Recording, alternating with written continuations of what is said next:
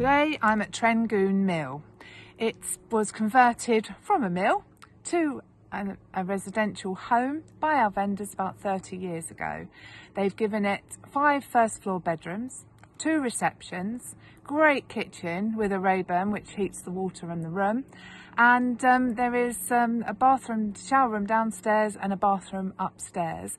We've got quite a bit of grounds here, certainly lots of little areas for garden.